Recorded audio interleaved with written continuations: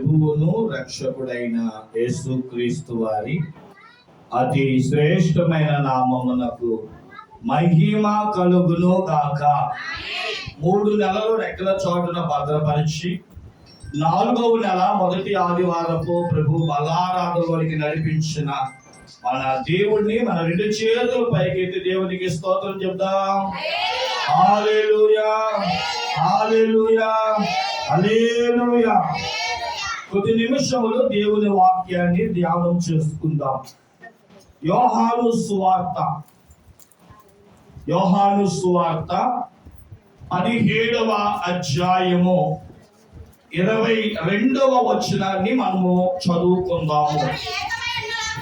మనము ఏకమైయుండులాగున వారును ఏకమై ఉండవలనని నీవు నాకు అనుగ్రహించిన మహిమను నేను వారికి ఇచ్చితిని. చాలండి.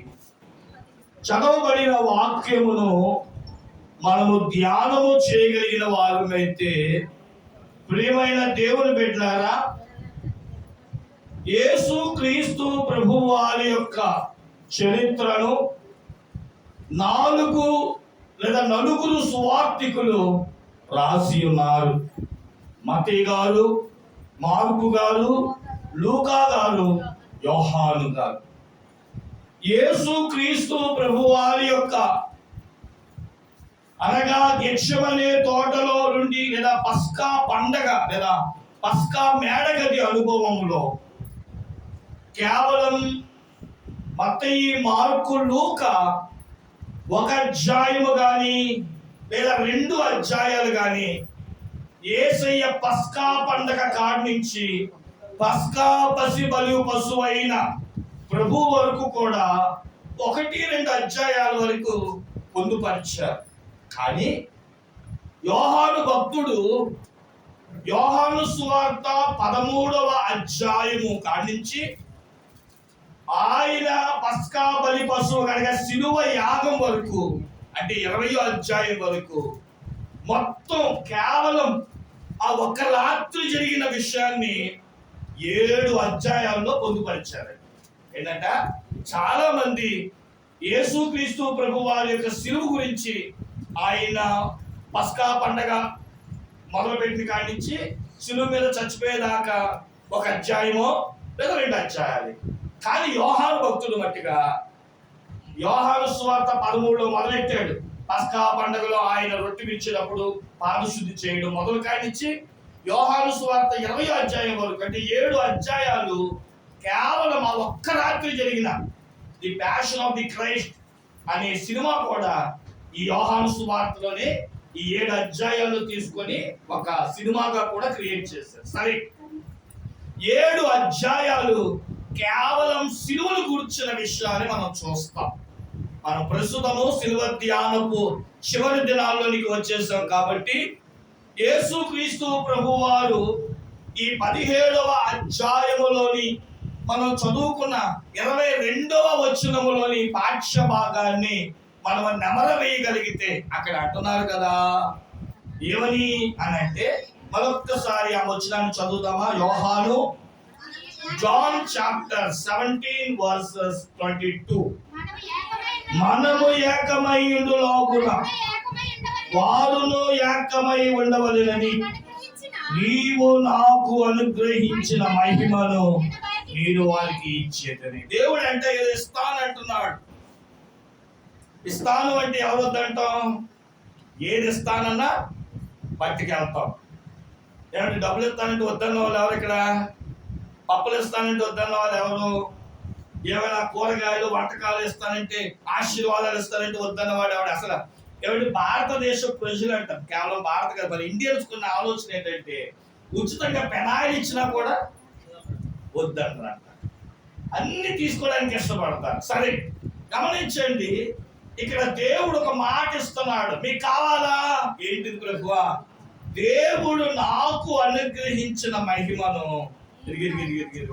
ఇక్కడికి వచ్చి మీ అందరికి నేను ఇస్తాను. స్తోత్రం చెప్పండి ఒకసారి.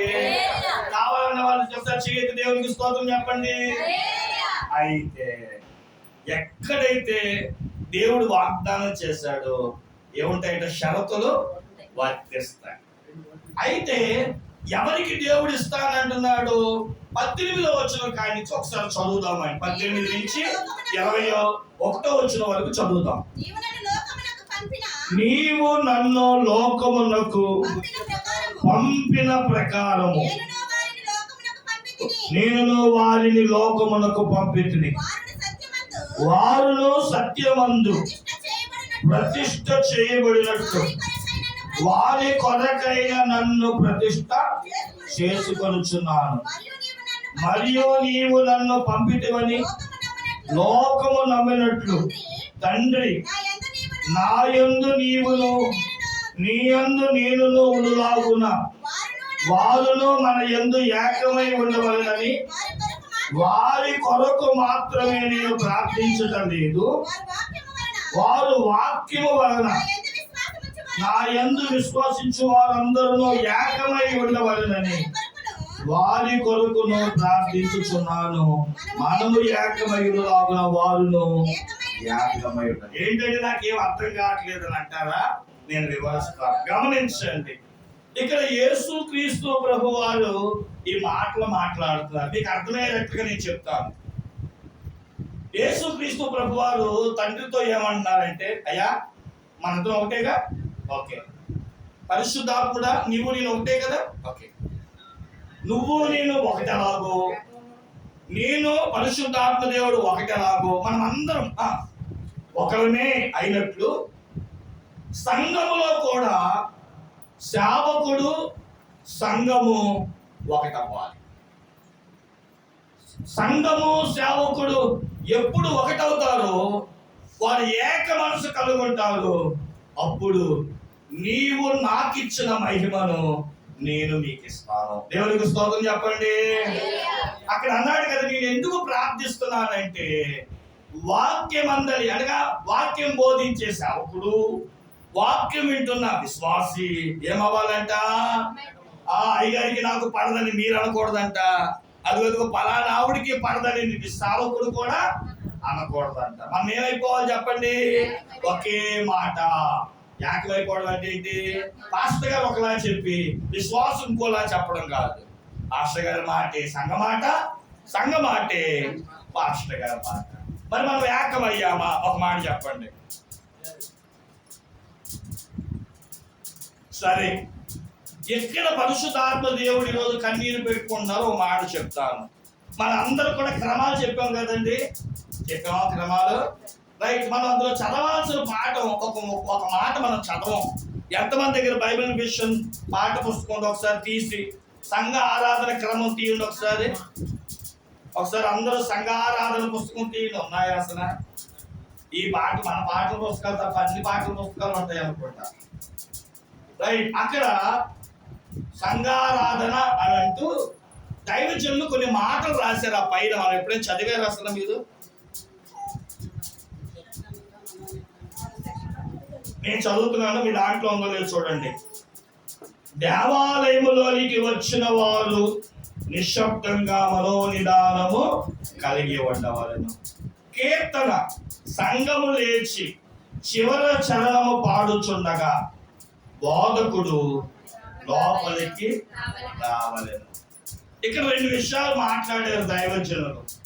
మనం ఎప్పుడే చదివితేగా నాకు ఆ 2 విషయాలు ఒక విషయం చెప్పండి చాలు. నేను ముందు వస్తున్నానా, మీరు ముందు వస్తున్నారా? అసలు నేను ఎప్పుడు రావాలి? నేను ఎప్పుడు వస్తాను? మళ్ళీ చదవండి అమ్మ. అక్కడ సంఘము లేచి చివరి వచ్చినము పాడుచుండగా బోధకుడు లోపలికి రావాలి. ఇప్పుడు నేను అడిగే ప్రశ్న ఏంటంటే, ఏదో అప్పుడప్పుడు లేదా నాకు కొంచెం ఇబ్బందికి వచ్చినప్పుడు నేను లేటుగా అయిద్దేమో ఈ రోజులాగా. మరి మిగతా టైంలో నేను ముందు వస్తున్నానా, మీరు ముందు వస్తున్నారా?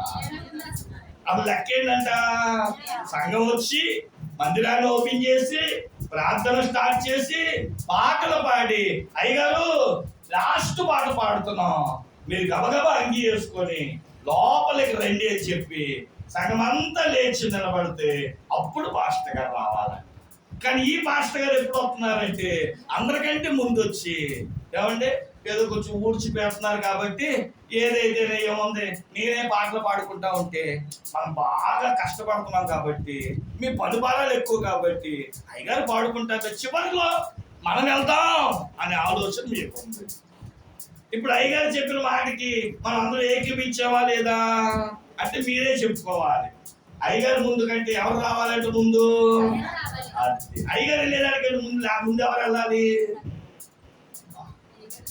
గమనించండి, ఏది ఎక్కువ అంటే మనసు ఏది అయ్యగారి కంటే ముందు వెళ్ళాలి.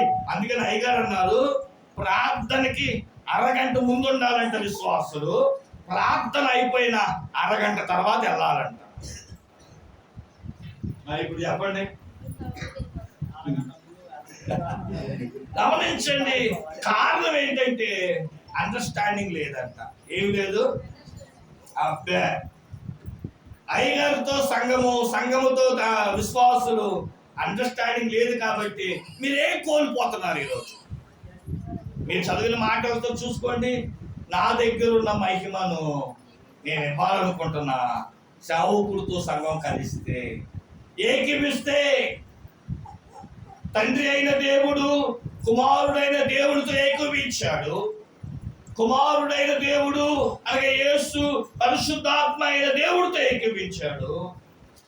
అలాగే పరిశుద్ధాత్మ దేవుడు తండ్రితో, యేసు తండ్రితో ఏకీపిస్తూ వారు ముగ్గురు అంటున్నారు తండ్రి యొక్కయు కుమారుని యొక్కయు పరిశుద్ధాత్మ దేవుడుగా మేము ఏకమై ఉన్నాము అని అంటుంటే సంఘము మట్టిగా సేవకుడు మట్టిగా సంఘముతో ఏకీవించలేకపోతున్నాం. కాబట్టి ప్రియమైన దేవుని బిడ్డలారా, అలా లేకపోవడాన్ని బట్టి ప్రభు అన్నాడు ఇంకా నేను మీ గురించి ప్రార్థిస్తున్నాను. ఇంకెప్పుడు సేవకుడితో మీరు ఏకీవిస్తారు, ఇంకెప్పుడు సేవకుడు సంఘముతో ఏకీవిస్తాడు అనే విషయాన్ని మనం గుర్తెరగాల. కాబట్టి గమనించండి ప్రియమైన దేవుని బిడ్డలారా, ఇక్కడ ప్రభు అయిన యేసు క్రీస్తే నేను ప్రార్థన చేస్తున్నాను అంటున్నారు. దేనికి? ఎప్పుడైతే సంఘము సేవకుడితో కలిసి ఏకీవిస్తుందో, సేవకుడు ఏ సంఘముతో కలిసి ఏకీవిస్తాడో, వారిద్దరు ఎప్పుడు ఒకటవుతారో అప్పుడు దేవుడి కార్యాలంట సంఘాల్లోనూ, సంఘ విశ్వాసుల్లోనూ, సంఘ క్షేమాభివృద్ధిలోనూ దేవుడంట జరిగించు వారై ఉన్నారు. దేవునికి మహిమ కలుగును గాక. అందుకనే మీకు పదే ఒక మాట చెప్తూ ఉంటాను. హెబ్రీయులకు రాసిన పత్రిక 13వ అధ్యాయములోని 17వ చరణాన్ని ఒక పర్యాయము ధ్యానము చేద్దాము. మీ పైన నాయకులుగా ఉన్నవారు లెక్క అప్పజెప్పవలసిన వారి వలె మీ ఆత్మలను కాయించున్నారు. వారు దుఃఖముతో ఆ పని చేసిన ఎడల మీకు నిష్ప్రయోజనము. అయ్యో, రోజు నేనే చీపులు పెట్టి తుడుచుకోవాలి, రోజు నేనే సంఘంలో మ్యాట్లు వేసుకోవాలి, నేనే కుర్చీలు వేసుకోవాలని సేవకుడంట సంఘం గురించి బాధపడితే సంఘం ఏమీ పొందుకోలేదంట. అర్థమవుతుందా? అలాగే సంఘం కూడా అయ్యో మా పాస్టర్ గారు ఏంటి ఇలా ఉన్నారని చెప్పి కన్నీళ్లు పెట్టుకుంటేనంట సేవకుడు కూడా వర్ధలేడంట. కాబట్టి దేవుని వాక్యం ఏం చెప్తుందంటే, మీ గురించి నేను కన్నీళ్లు పెట్టుకున్నా, నా గురించి మీరు కన్నీళ్లు పెట్టుకున్నా ఏమి రాదు, దీవెన రాదు. అందుకని ఈరోజు దేవుని వాక్యం చాలా స్పష్టతతో చెప్తుంది. మీరు సేవకుడు విశ్వాసితో ఎప్పుడైతే ఏకీభవిస్తారో అప్పుడు దేవుని మహిమ నేను మీ అందరికి ఇవ్వబోతున్నాను. దేవుడు మీకు మహిమను అనుగ్రహించును కాక. ఇప్పుడు లేదనుకుంటున్నారా? మాకేమైనా మహిమ మాకు ఇప్పుడు లేదనుకుంటున్నారా అంటే ఒక ఆవిడ సాక్ష్యం ఇస్తుంది.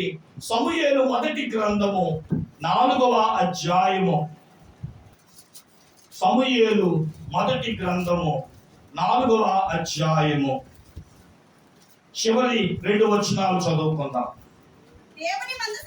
దేవుని మందస్సము పట్టబడిన సంగతిని తన మామయు చనిపోయిన సంగతి తెలుసుకొని ప్రభావము ఇశ్రాయేలులో నుండి పోయినని చెప్పి తన బిడ్డకు ఇకాబాదు అని పేరు పెట్టెను. అనగా ఇకాబాదు అనే పేరుకి కింద అర్థం చూడండి, ప్రభావము పోయినది. దేవుని మందసము పట్టబడిపోయినందున ప్రభావము ఇశ్రాయేలులో నుండి చెరపట్టబడిపోయినని ఆమె చెప్పాను. మామ ఎవరు? ఏలియా అనే 90 సంవత్సరాల వృద్ధుడైన పాస్టర్ గారు. షిలోహు అనే మందిరం ఉందంటండి. అక్కడ ఆ పాస్టర్ గారి పేరు ఏలియా, ఏలి అంటే ఏలి అనే పాస్టర్ గారు ఉన్నారు.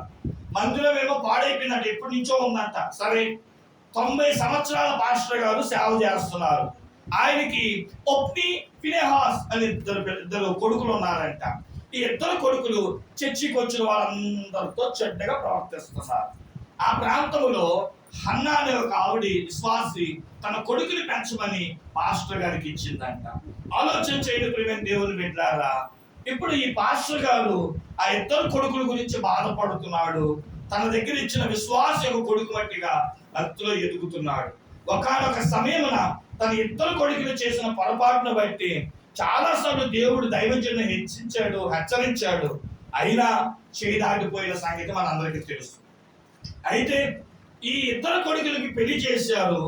ఇందులో ఒక కుమారుడికి అనగా ఒక కొడుకుకి వాళ్ళ భార్య ప్రెగ్నెన్సీ అయ్యింది. ముఖ్యంగా ఆమె ఫినెహాసు భార్య. ఈ గర్భవతి అవుతున్న సమయంలో ఫినెహాసుకి హొప్నీకి యుద్ధానికి రమ్మని కౌలందింది. అంటే ఆ రోజుల్లో యుద్ధము చేసినప్పుడు సేవకుల బిడ్డలు కూడా యుద్ధం చేయాలి, సేవకులు కూడా యుద్ధం చేయాలి. కాబట్టి యుద్ధము చేయడానికి ఫిలిస్తీన్లతో హొప్నీ ఫినెహాసు వెళ్ళారు. యుద్ధములో ఓడిపోయారు. అయితే వాళ్ళకు ఒక ఆలోచన వచ్చింది, మనం ఎప్పుడు దేవుని మందసాన్ని తీసుకొచ్చి యుద్ధ భూమిలో పెడితే ఖచ్చితంగా జయం మనదే అని. కానీ వీళ్ళు గ్రహించలేకపోయారు. అదేంటంటే దేవుడు పరిశుద్ధుడు కనుక ఆయన పరిశుద్ధులతోనే ఉంటాడనే సంగతి మర్చిపోయి వీళ్ళు ఎన్ని పాపాలు చేసినా దేవుడు మనతో వచ్చేస్తాడులే, మనసు మనతో పాటు వచ్చేస్తే మనకేంటి, మన సేవకుల పిల్లలు అని చెప్పి దేవుడి మందసాన్ని పట్టుకెళ్ళారు. కానీ దేవుడు వారితో రాలేదు. అక్కడున్న ఫిలిస్తీన్లు ఎవరిని మందస్థంలో వచ్చిన విధానాన్ని చూసి ఇంకేంటి దేవుడు వచ్చేసాడు అనుకున్నారు. కానీ వాళ్ళకి అర్థమైంది వీళ్ళు పాపాత్ములు కాబట్టి దేవుడు రాలేదని యుద్ధం చేస్తే మళ్ళీ ఇశ్రాయేలీయులు కొన్ని వేల మంది చనిపోయారు. అందులో ఒప్ని, ఫినెహాస్ అనే ఇద్దరు కొడుకులు కూడా చనిపోయారు. కొడుకు చనిపోయాడనే వార్త సింహాసనం మీద కూర్చున్న దైవజనుడైన ఏలీ విన్నప్పుడు అయ్యో అని చెప్పి ఒకేసారి ఆ 2 చేతులు పైకెత్తి కాలు పైకెత్తేటప్పటికి ఆయన బాగా సోలకాయడంటే బాగా లావుగా ఉంటాడేమో, సింహాసనం మీద నుంచి వెనకాల తలకిందులుగా పడిపోయి మెడ విరిగి చచ్చిపోయాడు. అయితే గర్భవతి అయిన ఈ ఫినెహాస్ యొక్క భార్య అప్పటికి 9వ నెల ఆమె బిడ్డ కంటూ ఆమె వార్త విందంట, నీ మామ చచ్చిపోయాడు, నీ పెదబావ గారు చచ్చిపోయాడు, నీ భర్త చచ్చిపోయాడు. ఇంతకంటే ఇంకో మాట ఏంటో చెప్పనా, దేవుని మనస్సము ఇశ్రాయేలీయుల చేయి దాటిపోయింది, అన్యుల చేతికి వెళ్ళిపోయింది. ఇక దేవుడు మనతో లేడు, ఆయన శక్తి మనతో లేదు, ఆయన లేడు అనే మాట వినేటప్పటికి తన బిడ్డను కంటూ రే నిన్ను గుర్తు చేసుకున్న ప్రతిసారి నాకు అర్థం అవ్వాలి, దేవుడు మనతో లేడు, ఆయన శక్తి మనతో లేదు, ఆయన ప్రభావము మనతో లేదు. కీర్తన గ్రంథంలో ఒక చోట ఉంటుందండి, మహిమా ప్రభావములంట మానవుడు ఆది కాలములోనే పోగొట్టుకున్నాడంట. వినండి చాలా జాగ్రత్తగా. ఆదాము ఏం పోగొట్టుకున్నాడంట అని మనం పరిశీలన చేస్తే మహిమా ప్రభావములనే వస్త్రాన్ని దైవరాయిక ఆదాము గారు పోగొట్టుకున్నట్లు కీర్తనకారుడు ఒక కీర్తనలో రచించాడు. సరే, ఇప్పుడు మనకు ఒక మాట అర్థమైపోయింది. ఈరోజు మనం కూడా ఆ ఒప్ని ఫినెహాసును బట్టి పరిశుద్ధమే అంటారా? దేవుడు మనతో ఉన్నాడంటారా? ఆయన శక్తి మనతో ఉందంటారా? ఎందుకంటే దేవుడితో మనం లేము, దైవజనులతో మనం లేము, భక్తులతో మనం లేవు. కాబట్టి పరిశుద్ధాత్మ దేవుడు మనలో లేడు. కాబట్టి ఏం పొందుకోలేకపోతున్నాం ఎంతవరకు అంటే ప్రభావం పొందుకోలేకపోతున్నాం. ఈరోజు నీవు సరైన, నేను సరైన, మనం అందరము ఒకే మాటతో ఒకే పద్ధతితో అనుసరించి దాని ప్రకారం నడిస్తేనంట యోహాను సువార్త 17:22 వచనంలో ఉన్న వాగ్దానము, ఇదిగో నీవు నాకు అనుగ్రహించిన మహిమను నేను వారికి అనుగ్రహించదను. దేవునికి మహిమ కలుగును గాక. కాబట్టి చెప్పండి, అయ్యగారు మీతో ఏకీపిస్తాము, అయ్యగారితో నేను ఏకీపిస్తాను, నాతో అయ్యగారు ఏకీపిస్తారు, మనమందరము దేవుడితో ఏకీభవించదము గాక. కొంతమంది చెప్పారు, కొంతమంది నేను ఏకీభవించాను. రైట్, గమనించండి, మనందరం కూడా ఎప్పుడైతే ఒకే మాట మీదకి వస్తామో అప్పుడంట దేవుడు తన మహిమను అనుగ్రహిస్తాడంటే. ఎక్కువసేపు నేను చెప్పను, ఎందుకంటే ఎండలు బాగున్నాయి కాబట్టి. గమనించండి ప్రియమైన దేవుని బిడ్డలారా, దేవుని మహిమ మనతో ఉంటే ఏం జరుగుతుంది అని అంటే, ఎందుకు మన జీవితాల కార్యాలు చూడలేకపోతున్నామే చెప్తున్నా నేను. దేవుడు ఏమన్నాడు ఇక్కడ? దేవుడు ఎవరైతే తండ్రి కుమార పరిశుద్ధాత్మ దేవుడు ఏకీవించినట్లు సేవకుడు సంఘముతో, సంఘము సేవకుడు ఏకీవిస్తే ఇదిగో నేను మహిమనిస్తానంటాడు. కాబట్టి మహిమ చేసే 2-3 పనులు ఏంటో చూద్దాము. మార్కు సువార్త 5వ అధ్యాయము మీరు ఇంటికిలాగా చదువుకుంటే ప్రేమ దేవుని బిడ్డలారా, నా మాటలు వినండి, చాలా జాగ్రత్తగా చెప్తాను. మీకు చాలా తెలిసిన విషయాలే.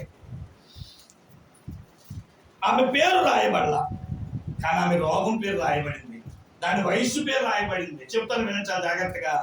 ఆమె పేరు రాయబడలేదు, కానీ ఆమె రోగం పేరు రక్తస్రావణము. చెప్పండి ఏంటంటే ఆవిడ రోగం పేరు మీకు అందరూ తెలుస్తుంది, లేడీస్ ప్రాబ్లం. ఎన్ని సంవత్సరాలు చూడకండి చెప్పాలి. రైట్, తప్పుడు కొట్టండి ఒకసారి. రైట్, ఎన్ని సంవత్సరాలు అండి? 12 సంవత్సరాల నుండి రక్తస్రావణ రోగంతో బాధపడుతుంది. మీ అందరూ తెలిసిన విషయాలు కూడా స్పీడ్గా వెళ్ళిపోతున్నాను. గమనించండి ప్రేమ దేవుని బిడ్డలారా, ఎంతో మంది డాక్టర్లు సంపాదించింది, వైద్యులు సంప్రదించింది, మాంత్రికులను సంప్రదించింది, రోగము తగ్గలేదు. ఎవరో చెప్పారు, యేసుక్రీస్తు ప్రభువారు ఎట్టి రోగమునైనా ఆయన క్షమిస్తూ ఉంటాడు. ఎందుకని అని అంటే ప్రియమైన దేవుని బిడ్డలారా, దైవజనులు ఓ చక్కటి కీర్తనను రాసినట్లుగా మనం చూస్తూ ఉంటాం. ఆ పాట ఏమిటి అని మనం గమనించిన వారమైతే ప్రియమైన దేవుని బిడ్డలారా, దైవజనులు ఆ కీర్తన రాస్తూ ఓ చక్కటి 49వ కీర్తన, వినరయ్యా వినరయ్యా యేసు ప్రభావము, గణరయ్యా క్రీస్తుని ఘన కార్యము. 2వ వచనం, 12 నుండి పరమ వైద్యుల యొద్ద మందు పుచ్చుకొనిన మనాదాయే, ఇన్నాళ్ళకు వేళ యేసు చెంగు మూట నిడుమాల నీటి నుండి విడుదలాయే. మార్కు సువార్త 5వ అధ్యాయము 27వ వచనం కాడి నుంచి 30వ వచనం వరకు వచనములను చదువుదాము.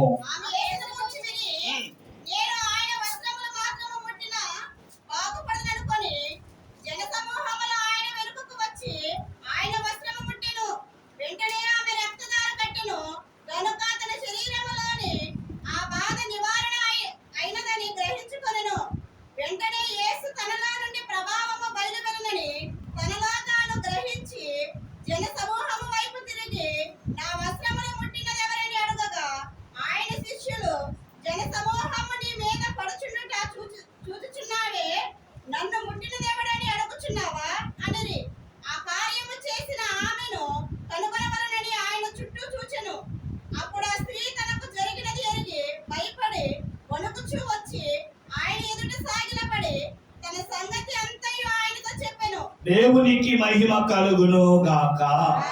ప్రియమైన దేవుని బిడ్డలారా, ఎప్పుడైతే వెనకాల నుండి వచ్చి ప్రభువు వారి యొక్క అంగి అంచును ముట్టుకుందో ప్రభావము ఆయనలో నుండి ఆమెలోనికి వచ్చింది.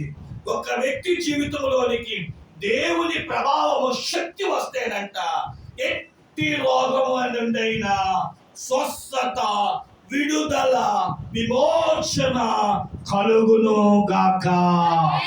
ఈరోజు సంఘాలలో సేవకుడే కానివ్వండి, విశ్వాసే కానివ్వండి, ఆశ్చర్యకరమైన స్వస్థతలు, ఆశ్చర్యకరమైన విడుదల, ఆశ్చర్యకరమైన దేవుని స్వస్థతలను చూడలేకపోవడానికి గల కారణం ఏకీభవించలేకపోవడమే. దైవజనుడి మీద నీకు ఆసక్తి లేదు, ఆయన మాట మీద మీకు శ్రద్ధ లేదు కనుక దైవజనులతో ఏకీవించలేదు కాబట్టి ఏమి రాలేకపోయింది నీలోనికి. కానీ ఎప్పుడైతే ఈ 12 సంవత్సరాల స్త్రీ యేసులను విశ్వసించింది, నేను అంగి అంటుకుంటే చాలు. నేను కొన్నిసార్లు చాలా సంతోషపడుతూ ఉంటాను, మీకు ఎలాగైనా అనిపించండి. నేను ఇలాంటి దేవుని వాక్యాలు చదివినప్పుడల్లా నాకు ఒక మాట ఏంటో తెలుసా, క్రైస్తవుడు అనేవాడంటే ఎప్పుడు ఎదుటోడిని చూసి ఫాలో అవ్వడం. మీరు ఇంటికి లేక ఈ మార్కు సువార్త 5వ అధ్యాయం 25వ వచనం కానీ ఇంటికి లేక చదువుకోండి. నా వైపు చూడండి, ప్రస్తుతం చూడండి.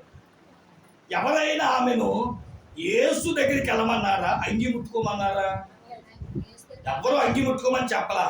కానీ ఆమెకి ఒక నమ్మకం, ఇలా కూడా దేవుడు కార్యములు చేయగలడు, ఇలాగైనా దేవుడు అద్భుతాలు కనపరచగలడని ఆమె దేవుడిని నమ్మింది. ఆమె నమ్మిక చొప్పున ప్రభు కార్యాన్ని చేశారు. ఏకీవించారా లేదా? ఆమె ఏ ప్రభు మీద ఏక మనసు వచ్చింది. ప్రభు కూడా ఆమె ఏది ముట్టుకుంటే ఏది కార్యం చేయలేనా అనుకున్నాడు. ఆమె ముట్టుకుంది, ప్రభావం కార్యం చేసింది, స్వస్థత పొందింది. దేవునికి మహిమ కలుగును గాక. ప్రియమైన సంఘ బిడ్డలారా, ఇప్పుడు నా అంగి ముట్టుకోమనో నేను చెప్పట్లా. అక్కడ ఏమని చెప్తుందంటే, సేవకుడు మాటలు పట్టుకో, దైవజనుని మాట పట్టుకో. దైవజనుని మాట, దేవుని మాట. సేవకుడితో మనం ఏకీవించినప్పుడు, మనము సేవకుడు మనతో ఏకీవించినప్పుడు ఇలాంటి అద్భుతమైన కార్యాలు, ఇలాంటి స్వస్థతలు, ఇలాంటి విడుదల, ఇలాంటి దేవుని గొప్ప కార్యములు మన జీవితంలో జరగచ్చు. అది రోగమైనా, బాధైనా, ఆర్థిక సమస్య అయినా, అప్పుల సమస్య అయినా, అనారోగ్య పరిస్థితులైనా, కుటుంబపరమైన ఇబ్బందులైనా, సేవకుడితో మనం ఏకీవించి సేవకుడితో పాటు అంటకట్టబడినప్పుడు మనము ఫలిస్తాం. బైబిల్లో మాట ఉంది, యోహాను సువార్త 15వ అధ్యాయంలో, ప్రభు ద్రాక్షావల్లి, మనము తీగలం. అంటు కట్టబడితే ద్రాక్ష గెలలు కాస్తాం, వేరుగా ఉంటే ఎండిపోతాం. కాబట్టి ప్రియమైన దేవుని బిడ్డలారా, ఎండిపోయిన ప్రతిదీ అగ్నిలో వేయబడుతుంది, దానివల్ల ఉపయోగం లేదు. అంటు కట్టబడితేనే ఫలింపు, అంటు కట్టబడితేనే వర్ధిల్లత, అంటు కట్టబడితేనే ఏదైనా నిలిచి ఉండే భాగ్యమును మనం పొందుకుంటాం. కాబట్టి 2 చేతుల పైకి దేవునికి స్తోత్రం చెప్తాం. ఆయన ప్రభావము మన జీవితములో అనారోగ్య పరిస్థితులు, ఆర్థిక పరిస్థితులు, అక్కర్లు, ఇబ్బందులను తీసి వేయగలిగిన శక్తి దేవుని ప్రభావంలో ఉంది. దేవునికి మహిమ కలుగును గాక. ఇక విస్తరించట్లా. ఇక 2వ మాట దగ్గరికి వచ్చేస్తున్నా, చదవండి. ఫిలిప్పీయులకు రాసిన పత్రిక 4వ అధ్యాయము 19వ చరణాన్ని మనం చదువుకుందాము. కాగా దేవుడు తన ఐశ్వర్యము చొప్పున క్రీస్తు యేసునందు మహిమలో మీ ప్రతి అవసరములో తెచ్చబడరు. దేవునికి మహిమ కలుగును గాక. అవసరాలు ఉన్నాయా మీకు? ఎంతమందికి ₹1,00,000 అప్పు అవసరము? ఎంతమందికి 10 లక్షలు అవసరము? ఎంతమందికి బాబుకి పాపకి పెళ్లి అవసరము? ఎంతమందికి గర్భఫలాలు అవసరము? ఎంతమందికి ఈరోజు మా ఆయన ఆట అవసరం కాలేదు అని అవసరము? అవసరాలు ఉన్నాయి లేదా? కొంతమందికి బండి కావాలి, కొంతమందికి ధనం కావాలి, కొంతమందికి ఇల్లు కావాలి, పొలం కావాలి. ఒకేలా ప్రియమైన దేవుని బిడ్డలారా, మన అవసరాలు ఎందుకు తీరట్లేదంటే క్రీస్తు యేసు మహిమలో ఉన్న తన సేవకుడితో మనం ఏకీవించలేకపోతున్నాం. కాబట్టి దేవుని కార్యాలు ఒక కార్యం, నీ ప్రతి అవసరాలు తీర్చబడడం, అది పొందుకోలేకపోతున్నాం.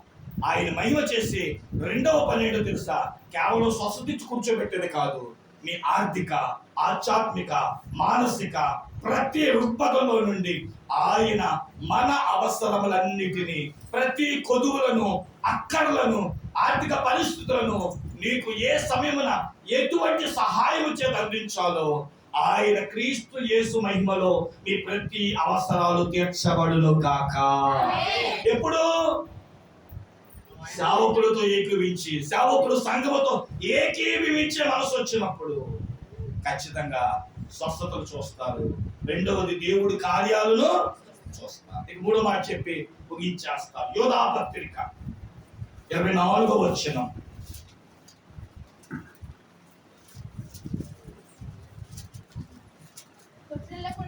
తొట్టిల్లకుండా మిమ్మలను కాపాడుటకును తన మహిమ ఎదుట ఆనందముతో మిమ్ములను నిర్దోషులుగా నిలవబెట్టుటకు శక్తి గల మన రక్షకుడైన అద్వితీయ దేవునికి మన ప్రభు అయిన యేసు క్రీస్తు ద్వారా మహిమయు మహత్యములను ఆధిపత్యమును అధికారమును యుగములకు పూర్ణమును ఇప్పుడును సర్వయుగములకును కలుగును గాక. ఆమేన్. ప్రియమైన దేవుని బిడ్డలారా, దేవుని మహిమ చేసే మూడవ పని మిమ్మలను త్రుల్లనివ్వకుండా ఆయన మహిమ ఎదుట మిమ్మలను నిర్దోషులుగా నిలబెట్టుట.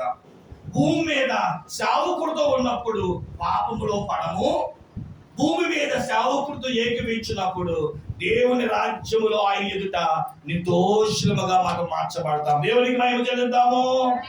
ఈరోజు ఎందుకు సేవకులతో లేకపోవడాన్ని బట్టి, వారి సలహాలు వారి యొక్క సూచనలు తీసుకోకపోవడాన్ని బట్టి, ఎవరి ఒకవేళ దగ్గరగా ఉంటే పాస్టర్ గారు నన్ను హెచ్చరిస్తాడేమో, పాస్టర్ గారిని అడిగితే వద్దంటాడేమో, వెళ్ళొద్దంటాడేమో, చెయ్యొద్దంటాడేమోనని చాలా మంది ఎవరితో ఏకీపించరు. పాస్టర్ గారికి తెలియకుండానే కొన్ని పనులు చేసేస్తా ఉంటారు. అందుకనే దేవుడికి ఏమైపోతామంటే భూమి మీద పాపముల పడి కొట్టిల్లిపోతాం, దేవుడి దగ్గర దోషులుగా మార్చబడతాం. కానట ఎవరైతే దైవ జనులతో ప్రతి విషయాన్ని చెప్పుకొని వారి కొరకు ప్రార్థనలు చేయించుకొని వారితో ఏకీపిస్తూ ఉపదేశాలు వింటూ సేవకుడితో కలిసి ఏకీపిస్తారో ఆ సంఘము, ఆ వ్యక్తి, ఆ విశ్వాసం అంట ఏమండి పాపములో పడకుండా సేవకుడు గర్తిస్తూ. రెండవది, దేవుడు చనిపోయిన తర్వాత లేదా ఎత్తబడిన తర్వాత రెండవ రాకడలో ప్రభువు దగ్గర నిలబడినప్పుడు నిర్దోషులు, అంటే భూమి తప్పు చేయలేదు, దేవుని దగ్గర దోషముగా పోకుండా నిర్దోషంగా ఉంటాం. కాబట్టి దేవుని మహిమ సేవకుడితో ఎప్పుడైతే మనం అంతకట్టబడతామో అప్పుడంట భూమి మీద పాపములో తొట్టిల్లకుండా పరలోకములో మనను నిర్దోషులుగాను, దోషము లేని వ్యక్తులుగాను, అలా నమ్మకమైన వ్యక్తులుగాను దేవుడు మనను ఆయన సింహాసనం ఎదుట నిలవబెడతాడంట. అందుకనే సేవకుడు ఏం చేస్తాడు, ఓ చక్కని పని చెప్పి సేవకుడితో మనం ఎందుకు అంటకట్టబడాలో, సేవకుడు పని ఏంటి? అపోస్తుల కార్యము 2వ అధ్యాయము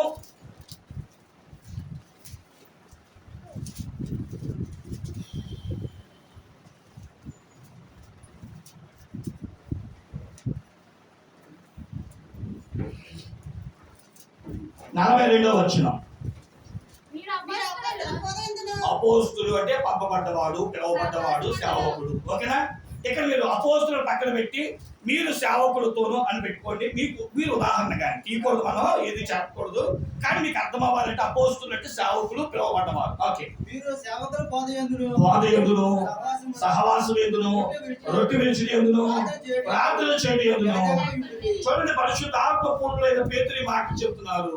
మీరంటే సేవకుడితో ఉంటే పద్దాక సేవకుడు ఏమంటాడంట, రండి రాత్రికి రండి, పలానా సోమవారం రండి, మంగళవారం రండి.